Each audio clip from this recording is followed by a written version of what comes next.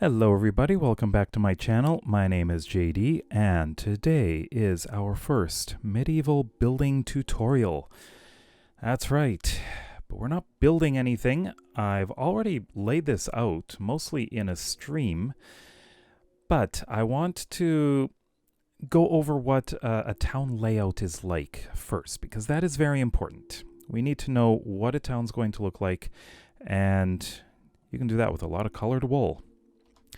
This is a very popular way of laying out a town or planning a town.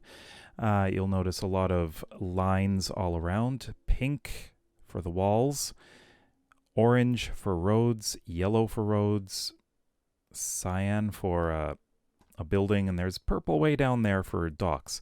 But I'm going to go over how I'm doing each of these and explaining the reason behind them, as well as why it's laid out like this, and many other things. So, as you can see, first, the layout of the land. It is mainly a plains, although I did cut down a lot of trees. There was a forest here, so I took down all the trees that are inside the walls, except for those two there, which I can get another time. A lot of the hills are still here. I haven't touched them. Over here, if we start over in this corner, this is where the castle is going to be going. So we are having a castle, and I did cover part of a ravine here. So in the first video, I asked if I should be building a village or a town, and it was an overwhelming vote for town. So we're going with town, and this is a castle town. Usually, medieval towns are built around a castle, or a monastery, or some kind of big citadel, fortress, or cathedral. This one's built around a castle. The castle is going to be on a corner, mostly because I'm not 100% sure about dimensions. This is quite small. This is a very small area. So we're likely to be expanding this hill in this direction. And that is why I put this on the edge. We'll also be covering this up because we don't need a ravine. Now, the Middle Ages or medieval times were around 11th to 14th centuries. This is a time when things have been changing. Early Middle Ages, towns were not very numerous. I'm using England as a basis for this, since that's what I know the best. But medieval towns were not very numerous, I should say. By the end of the Middle Ages, which is what we're looking at here, towns were powerful. Each town had its own kind of military, not really, but the people of the town were very protective of their towns. The towns were kind of like city-states. They were fairly independent. They took care of their own protection, their own economy. Everything was done within the towns. And that will become important because we have walls and towers. So you can see we have 3 gates. We have one here, one down there, which we saw briefly. And as we move down here, we can see there's a 3rd gate right there. And that's going off in that direction towards the savannah. And there's the purple. You'll notice the orange goes towards the gates. And there will be a bridge here. So that is a large square. I had to expand it at one point, actually. And goes through that gate and goes through that gate. Now, the orange are very important. These are the main roads through the town. They are supposed to be wide. In medieval times, they required these roads to be wide enough so that a horseman could ride through it with a lance on his lap and not hit anything. If anything got in the way, it's demolished. That's what one source said. And so this connects the main trade areas as well as the docks. The yellow lines are the secondary roads. These are the roads that'll connect all the businesses and homes, and these are the ones where people walk through, and very, very narrow, actually. You'll notice this area I have not filled in. I am going to be filling this in with land because I don't like how this works. This is supposed to be a river. So the yellow goes along the riverbanks.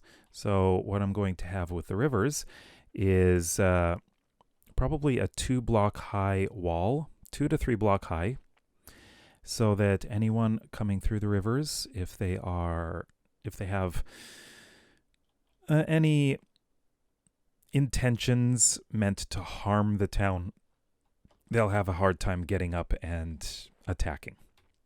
So that's what's important here. It's defensive.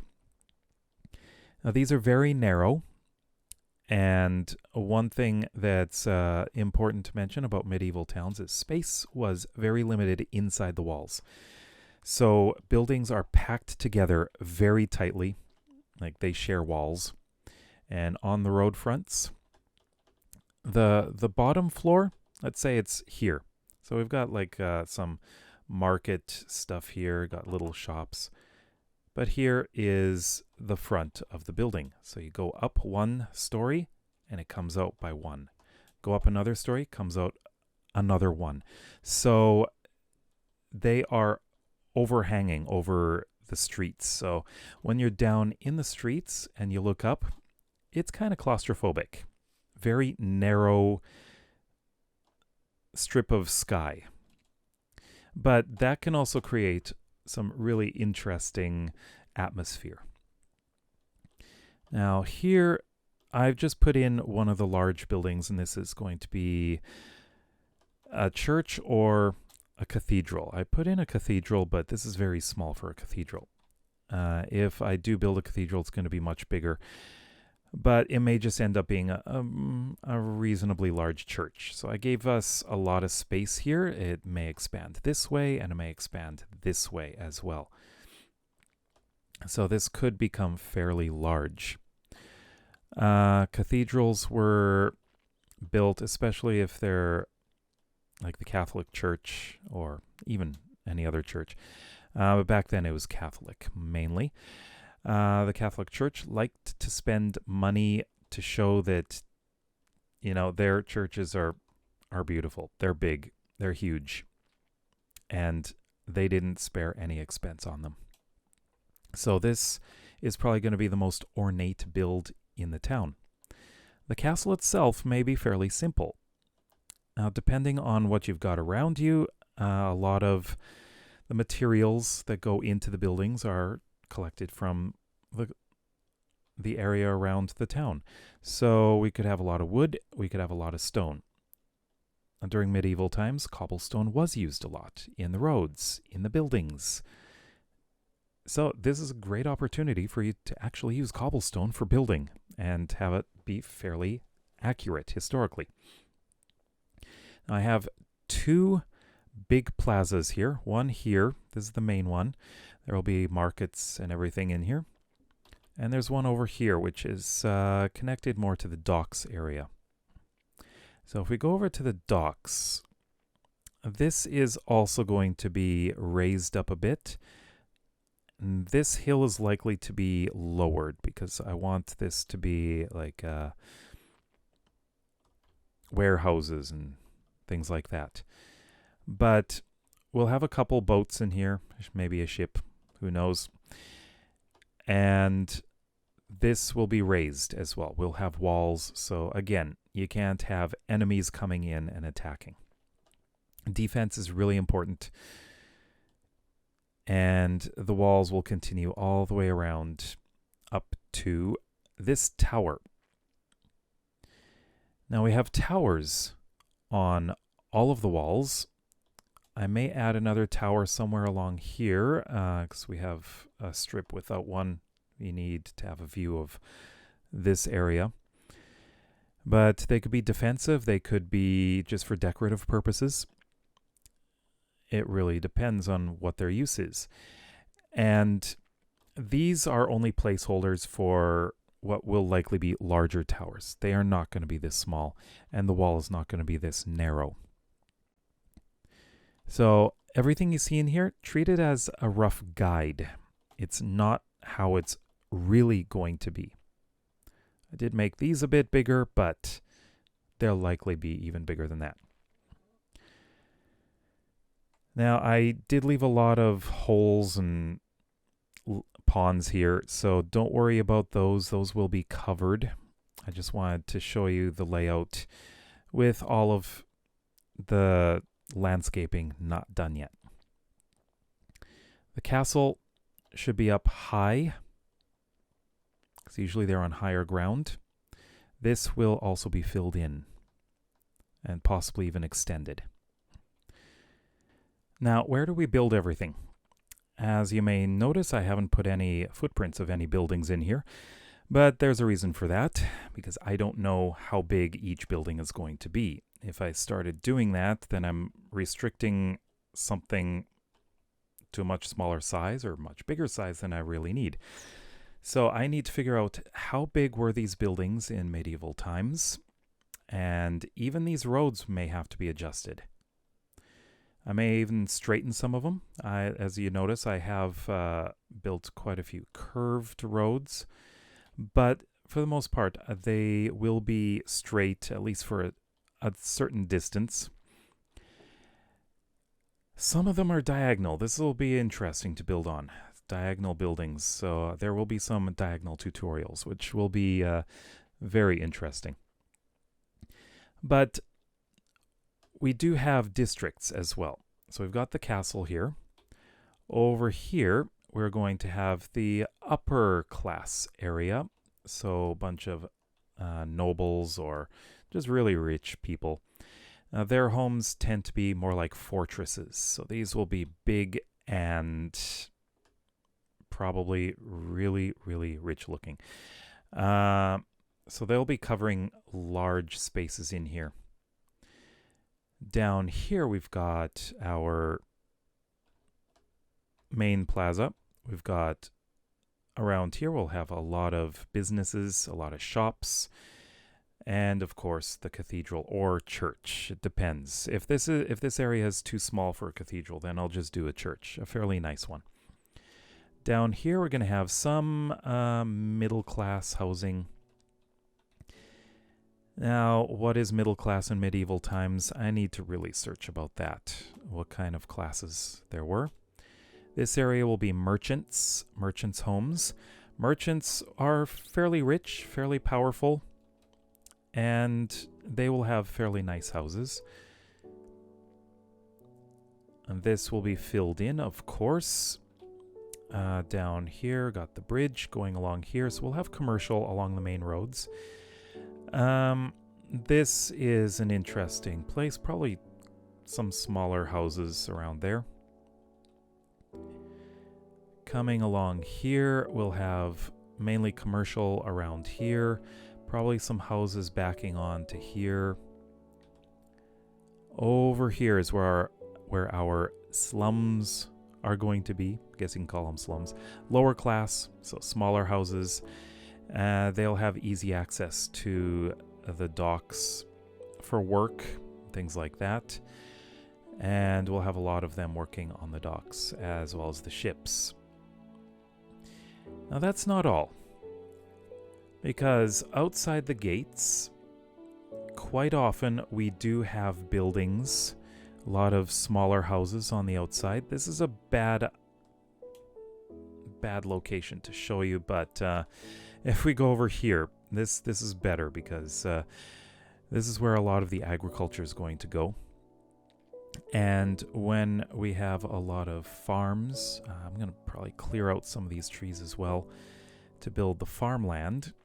But especially around here, we will have a lot of houses, as well as maybe some small shops out here. And there will be farmhouses dotting this area with farms. And I will be working on the farms to make them look fairly realistic. Probably have some stone walls, some little pockets of trees dotted around. And depending on the farm, I mean, it could be a fairly rich farmer. They may have a nice manor house. You never know. And of course, that brings us to materials. A lot of pictures I've seen of villages. Yeah, you see a lot of houses that are made of cobblestone. Within towns, you see some that are Tudor style. That might be interesting. So we may have a mix. Tudor style will likely be using maybe bone block for that. That's a fairly common material for that. But I like to see the styles reflect the time when they were built. And I think this town will likely have been built mostly around the same time, but this is probably older. The castle's probably older. This will be maybe the old town, while extending down there is new town. But that remains to be seen. There's so many things I need to decide where they're going to be built. Military buildings like barracks, some training areas as well. What about inns and taverns? They're most likely going to be inside the walls near gates. Those will be fun to build. Also, guild halls. That's another thing to consider because towns and cities had guilds, which are kind of like modern unions in a way. So each type of profession has its own guild. And that will be interesting. I need to find out, like, what do guild halls look like?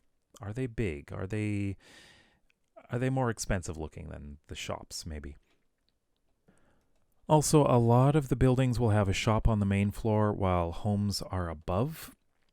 That is a possibility. In those cases, I'll have to see how I'm going to be doing the tutorials for each one. But not all of them will have homes above them. So I'm not certain a blacksmith would have a home above it. It's a fire hazard. Maybe. Probably a bit smoky too. But yeah, that is about it. I would like to mention that the upper class area is going to be up on the hill. I am going to be working a lot with the landscape. One thing that's very interesting about a lot of old towns is they don't flatten the land. You got these hills, they build the roads up them. They have retaining walls. They have houses built on multiple levels. So you may have part of a house down here while the back end is up here. So yeah, we're going to have a lot of variety like that, working with the terrain. And that is going to give it a lot of character. That's one thing I love about urban planning. I enjoy looking at that. I like looking at maps. I like seeing how towns work with the terrain, how they plan them, where they put the roads, and all the way down to how does a building work with the land around it. And I think that's very important. So I think we are going to be finishing here. This is not going to be your typical tutorial. This just showed you how I laid out this particular town. You can be very flexible in how you lay out a town. You can have curved roads, you can have straight roads, you can have big buildings, small buildings. It's up to you, really. Some towns are mainly wood, some towns are mainly stone. You could have cobblestone houses with thatched roofs. You could have Tudor style with roofs that have towers on them or gables or things like that. That was fairly common in the Middle Ages. And again, it depends on the wealth of the town, depends on the size of the town, depends on the industries and the types of people that are around it. There's so much variety. I could make several tutorial series about a different kind of town. Fishing town, agricultural town, mining town, so much. But I'm not. I'm going to be covering as many of the professions as I can with this town itself. I will, of course, kind of have a fishing theme, especially in that area, but yeah, and a trade. So there's going to be a lot of different kinds of businesses. And I think that is about it. So let me know, is there anything you think I should add to this? Anything I should change? What kinds of buildings should I put in this town? I'd love to compile a list of the wishes of you. Well, what do you want a tutorial on? And I'll try to get to those as quickly as I can. Keep in mind that these are going to take quite a bit of research. I'm going to have to practice building them in in another creative world. I'm probably going to duplicate this world and build them in that world before I record the tutorial. So I want to know exactly how it's going to look. I don't want to be building on the fly. That's what I do in survival. That's not what I'm going to do here. So everything will be planned out block by block. And you're going to get to see how everything is built block by block. All right, so let me know what you think in the comment section below. If you like the video, then please give it a thumbs up. And if you're interested in continuing to see how to build a medieval town, then please consider subscribing. We'll see you next time. Bye-bye.